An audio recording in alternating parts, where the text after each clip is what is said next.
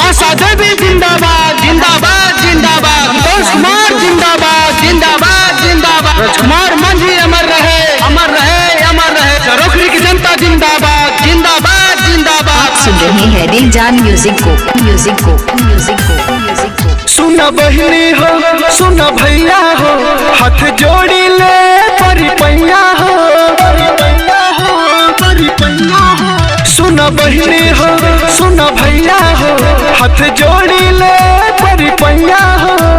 कितनों के हु कही पर बहकावे में नहीं आना है, आशा दीदी को जीताना है, भलुआ गाँव का मुखिया बनाना है, आशा दीदी को जीताना है, चरोखरी का मुखिया बनाना है, आशा दीदी को जीताना है।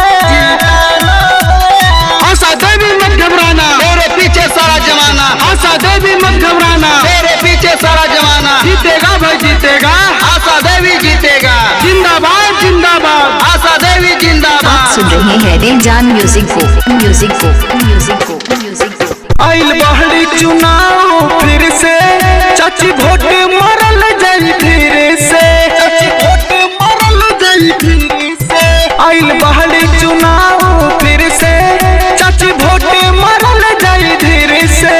दीदी जनता के रही है हरदम तो आभारी जी, कहीं एक बार देखे देखी जिम्मेदारी जी।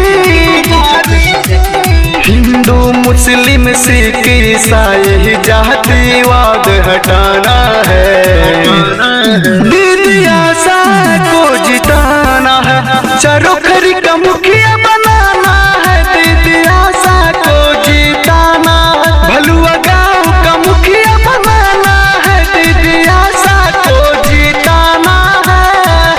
आशा देवी जिंदाबाद जिंदाबाद जिंदाबाद, संतोष कुमार जिंदाबाद जिंदाबाद जिंदाबाद, राजकुमार मांझी अमर रहे अमर रहे अमर रहे।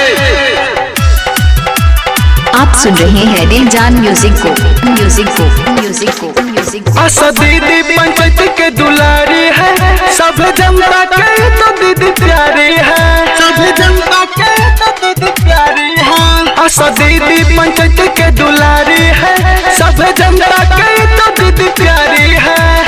हाथ जोड़ी विनती कोरी घोरी घोरी जी, बातें निहोरा विपक्ष के फेरा में न पहली जी।